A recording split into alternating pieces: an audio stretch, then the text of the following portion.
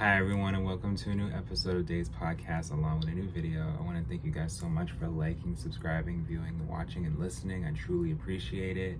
I will definitely be making more exclusive content along with making sure it's on Spotify and Patreon alike. But of course, we want to make sure there's as much free content as possible, so why not? So today we are going to talk about Chapter 2, Ashanti, her second studio album. So I talked about her debut and the impact it did have, because at the time there was a lot of things going on in 2002. So going into 2003, we already have Brandy, who had just came out with Full Moon. We already have Monica, who may have been coming back, along with a new artist, which isn't really new, but as becoming solo, we have Beyonce. We have all these different people coming through by 2003, 2004. So Ashanti, of course, was holding her own, where she said, listen, I'm gonna make sure I got my albums out too. So let's get into it. Chapter 2 is the second studio album by Ashanti. It was released by Murder Inc. and Island Def Jam on July 1st, 2003 in the United States. Ashanti reteamed with Murder Inc. head Irv Gotti and producer Chink Santana to work on the album. Chapter 2 features a guest appearance by rapper Ja Rule, Chink Santana, and Guns. Critical reception towards the album was generally mixed, with critics commending the album's autobiographical lyrics in its fun yet light nature, while other critics felt Chapter 2 lacked creativity and personality and relied too heavily on the formula of her debut album. Upon its release, the album debuted at number 1 on the US Billboard 200 chart with its first week sales of 326,000 units. It also reached the top 10 in Canada, Switzerland, and the United Kingdom. Chapter 2 was eventually certified platinum by the Recording Academy in August 2003 and gained gold status in Japan and the United Kingdom. At the 46th Annual Grammy Awards, it earned Ashanti 3 nominations for Best Contemporary R&B Album, Best Female R&B Vocal Performance, and Best R&B Song. Chapter 2 spawned 3 singles, including the Billboard Hot 100 number 2 song Rock With You, Ah Baby, the R&B ballad Rain On Me, and Break Up to Make Up remix. So in the midst of those nominations, I believe B won those. That's besides the point. Murder Inc. selected Rock With You, Ah Baby, which they considered a continuation from her debut single Foolish, to be released as the album's first single from Chapter 2, issued on May 19, 2003. The song became a commercial success stateside, and Ashanti's third solo top 10 hit. It peaked at number 2 on the Billboard Hot 100, while reaching number 4 on the Billboard Hot R&B Hip Hop Songs chart. Internationally, it was a moderate success, reaching the top 5 in Canada and Japan, the top 10 in the United Kingdom, top 20 in Australia, and the top 40 in Ireland, New Zealand, and Switzerland. The album's second single, Rain On Me, was released August 11th, 2003. It peaked at number 7 on the Billboard Hot 100 and number 2 on the R&B Hip Hop charts. Elsewhere, it reached the top 20 in Belgium and the United Kingdom. In 2004, Rain On Me earned Ashanti a Grammy Award nomination for Best R&B Vocal Performance. In 2004, a remix version of Break Up to Make Up featuring label mate Black Child was released as a single. It served as the lead single from Ashanti's remix compilation album Collectibles by Ashanti, released in 2005, reaching number 76 on the hot R&B hip hop songs. But yeah, guys, so this album, it did good. And like I said in the beginning, it came out at a time where all these other artists were emerging or were releasing singles, and were coming back. I can't even just say emerging, just there were people coming back by 2003 as well. So yeah, it received mixed reviews. It remarked that the New York Times, they said, isn't perfect, but once you edit out the skits, which are without exception excruciating, you're left with an album that's graceful, I don't know what that word is, be cooling, and above all, light in the best sense of the word. Um, yeah, the singer's sophomore CD though proves wrong those who thought she would be a one-hit album wonder. Chapter 2, which continues the same hip-hop soul theme as her self-titled debut, is the equivalent of a good beach read. It's easy breezy listening that doesn't require much brain power. So yeah, critics were feeling as though with Chapter 2, which I, was kind of feeling like in this time too, that there didn't have to be that much of that if it wasn't taken in the right way when it comes to interludes. See, interludes in the 90s, we kind of liked them. We were just like, all right, we getting pieced into the next thing. But in the 2000s, if it just was just,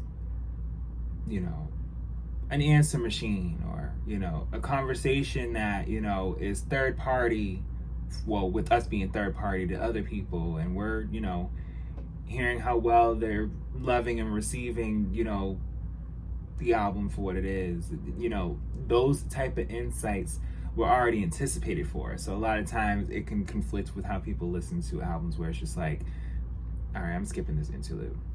Okay, and it's just unfortunate where it's like that, because artists put interludes to kind of make the album have a story more, and also to make it cohesive in their own right. But I will say that when you look at Thriller, when you look at when you look at certain albums that don't have any interludes at all, like it's just song, it's over, it's okay. There's some albums that don't need interludes. They're just great without them. Just get to the song, just get to the next thing. But yeah, debuted at number 1 with first week sales of 326,000 units, which became Ashanti's second chart topper. It was a considerable decline from her previous effort, Ashanti, which had opened to sales of 502,500 units in April 2002. In total, it remained on the Billboard 200 chart for 30 consecutive weeks. In addition, it reached the top position on Billboard's top R&B hip hop albums chart, which it stayed at the top spot for 2 consecutive weeks. Yeah, the album was certified platinum by the Recording Academy towards the end of 2003. Billboard ranked the album at number 54 and 27 respectively on its Billboard 200 and top R&B hip hop albums chart year and chart lists. By January 2005, Chapter 2 had sold 1.5 million copies according to Nielsen SoundScan. Let's get into the track list. So track 1, intro medley. Track 2, Shawnee's World, featuring Chink Santana. Track 3 is Rock With You, Baby. Track 4, What Are They Gonna Say Now, which is a skit. Track 5, Break Up to Make Up. Track 6, I Found Lovin'. Track 7, Rain on Me. So I will say right now, Rock With You, Break Up to Make Up, I Found Lovin', Rain on Me, those are back to back for me. If I'm listening, those are back to back for me. I remember when this album came out, I actually had the cassette tape. And I remember listening to it on my tape player and making sure my batteries could be changed for other tapes that I was listening to too. And of course it was compacted with a radio, so it wasn't just the tapes I was listening to. I would listen to the radio at times too, but I had to keep up with the times. Track 8, Then You're Gone, featuring Chink Santana. Now, Then You're Gone is not a bad song, slightly underrated. Track 9, Living My Life, that's definitely underrated. Track 10, Black Child, skit. Track 11, Feel So Good. Now, Feel So Good is a good song. I'm trying to think of the lyrics now. Yeah. You make me feel so good. I'll do what you ask me to. Oh, okay, I get it. Yep, I remember. Carry On, track 12. Now, Carry On's underrated because that was kind of direct when it came to a very domestic and toxic relationship. She even said it in one part of the lyric, when I look into your eyes, all I see is a demon. Like she's pretty much telling, you know, the person, like, listen, like, you be evil as fuck. Like you like you don't even care. Like, I don't know why you even feel as though I wouldn't pay attention to whether it's faults from me or faults from you, that I wouldn't want to try to mend these things, but you don't want to. You're not trying. And that's what she said, carry on.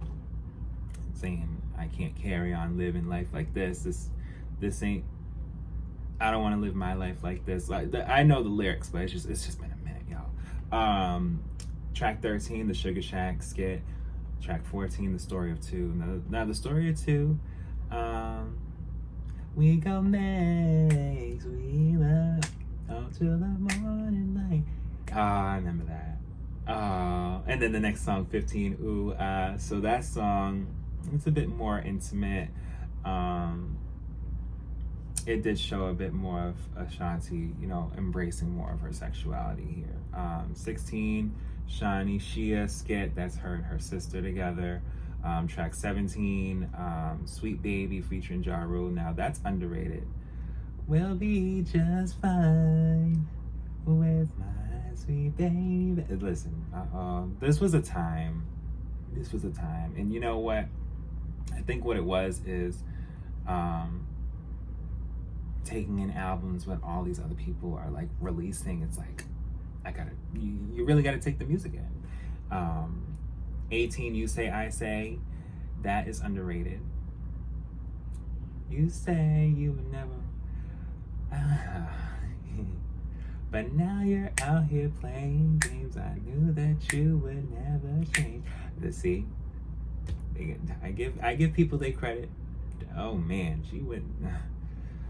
Okay, track 19, I Don't Mind. Baby, I wanna kiss you. Okay, yeah. Listen, it was like towards the end of the album, she became a little bit more vocal, but in the middle and in the beginning, it was more or less just kind of getting in your face. But track 20 is Outro featuring Chink Santana. Then there's a Japanese and United Kingdom bonus track, which is I Know. Track 21. Track 22 is I'm Not Scared.